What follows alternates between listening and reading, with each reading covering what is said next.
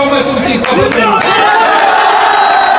ने मेरे डेरे वालों को गाली दी है, इसको तो हम जूते के नोक पर दरिया सिंध में डालेंगे।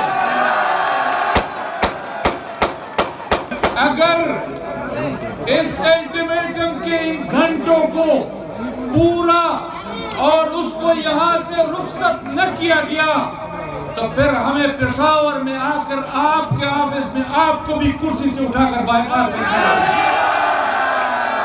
हमने ये पगड़ियां इज्जत के लिए पहनी है, ये पगड़ी ये सर पर इज्जत के साथ रहे, हमने इज्जत के लिए पहना है।